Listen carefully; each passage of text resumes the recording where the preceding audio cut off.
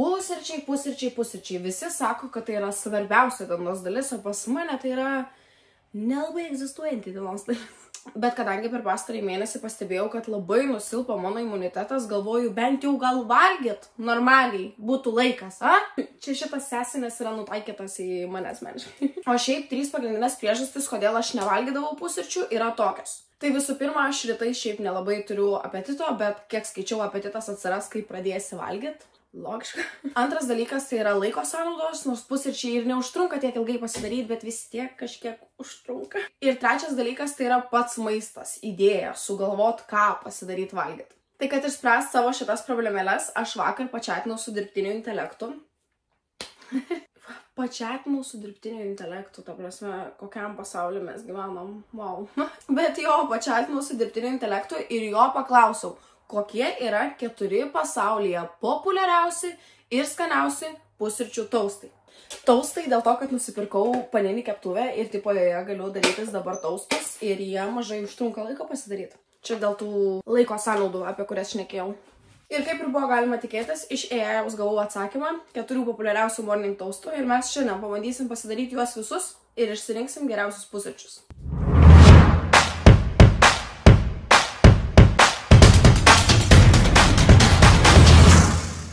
Esu čia jau pasiruošus ir visus ingredientus, taip pat susirašius, ko reikės kiekvienam taustui, bet aš manau, mes pradedam nuo avokado.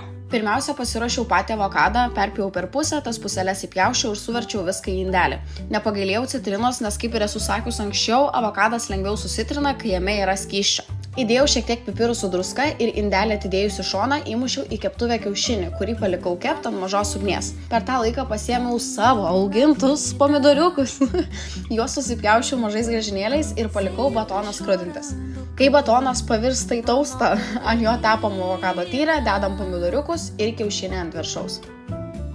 Kaip aš nekantrauju paragauti šitą dalyką, nes dabar jau yra 2:30, tai shit, kad aš alkanau. Bet šiaip aplamai taustai su avokadu man jau yra gan pažįstamas dalykas, bet vis tiek kiaušinio niekada nedėdavau ant viršaus.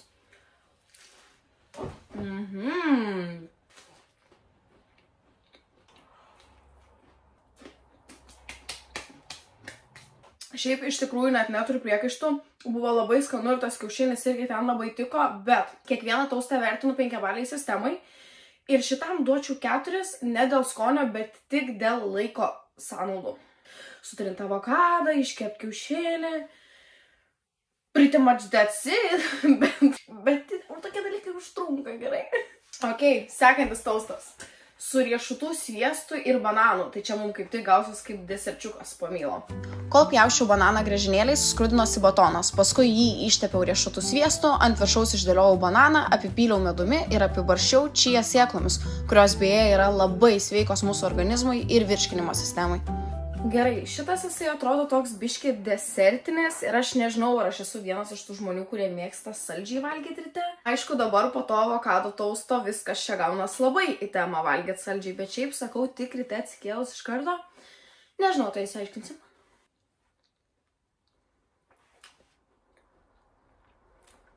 Šiaip aš nesu didelė riešutų sviesto fanė, nes jisai man toks labai sausas ir kad ir riebiai aš uždėjau čia to banano ant viršaus. Bet vis tiek labai jaučias tas riešutų sviestas. Kas yra žiauriai gerai, tai čia sėklos, kurios čia yra, nes va čia sėklas valgyti reikėtų visiems. Nu, tipo, toks bananas su medum ir čia man labai patinka. Riešutų sviestas toks pam, tai gal kokie duočiau 3 iš 5. Kas kietai tik tais, kad žiauriai greitai pasidaro, nes nieko keptan ir per daug pjaustyt nereikia, tik bananą. Bet aš skipinsiu visą šitą likusią dalį, nes mes dar turim 2 taustus, kuriuos mums reikia paragauti. Ir sekantis yra su graikišku jogurtu ir uogomis. Dabar žiūrėkit, aš graikišką jogurtą ir uogas atskirai, ir kartu šiaip valgau, bet ne ant batono. Tai aš nežinau, kaip aš jaučiuosi dėl šito, bet 4 dar toliau nuo mano skonio receptorių. Nu tai taip. Trečiasis taustas buvo paprastumo viršūnė. Tai reikėjo užtepti graikiško jogurto ir skrebutę apibarstyti uogomis. Jeigu vertintume tik laiko sąnaudas, tai iš karto galėčiau atiduoti 100 balų šitam dalykėliui. Bet ar aš esu labai excited paragauti šitą dalyką? Ne, nors vakar iš tikrųjų valgiau graikišką jogurtą su tom pačiom uogom, bet man tiesiog kaip visas tas ant batono biški neatrodo teisinga.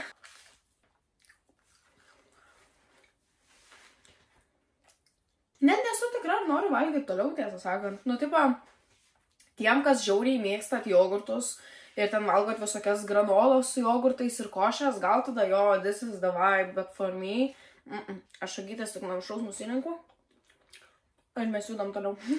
Bet aš biškai jaučiu, kad aš prisivalgiau, o dar liko vienas taustas, tai davai mes padarom biškai pertraukėlę ir aš grįžčiau pas jūs paskui. Pasidalinsiu su jumis naujienomis, kurios gerokai nustebino ir mane. Pasirodo, per artimus metus Lietuvoje planuoja atsisakyti numerių, kurie prasideda 8. Ir vietoje jo bus naudojamas šalies kodas +370. Ir greičiausiai, kaip ir daugelio iš jūsų, mano numeris lygiai taip pat prasideda 8. Todėl mums visiems reikia nemegoti ir šitą dalyką kuo greičiau pasikeisti, nes kitaip nuo 25-ųjų negalėsim skambinti numerius ir aplamai susisiekti su tai žmonėm, kurių numeriai prasideda 8. Tai visa laimė, kad atsinaujinti kontaktus yra gan paprasta. Tai reikia atsisiųsti programėlę, įvesti dabartinę ir į kokią norima keisti telefono numerio pradžią, leisti programėlei pasiekti jūsų kontaktus ir patvirtinti numerio pakeitimą. iPhone ir Android telefonų naudotojams yra skirtingos programėlės, kokias jums reikia atsisiųsti, bet tų programėlių pavadinimus ir visą šitą procesą dar kartelį žingsnis po žingsnio rasit pildyk.lt. 4. taustą pradėjau ruošti nuo agurkų pjaustymo, paėmiau dar vieną mažiuką pomidorą iš savo daržo, galit juoktis, aš irgi juokiaus kaip pjausčiau. Skrebutį ištepiau humusu, ant viršaus sudėjau pomidorą, agurką, apipyliau šiek tiek aliejumi ir pabarščiau druska su pipirais. Humusą pirmą ir paskutinį kartą valgiau prieš kokius 6 metus, kai dirbau Anglijai restorane. Ir aš manau, yra safe to say, kad man jisai nepaliko per daug gerą įspūdžio, jeigu aš per 6 metus jo daugiau nevalgiau nei kartą. Bet aš jį pauoščiau šiandien, kai tepiau ir visai man patiko kvapas. Tai let's give it a try.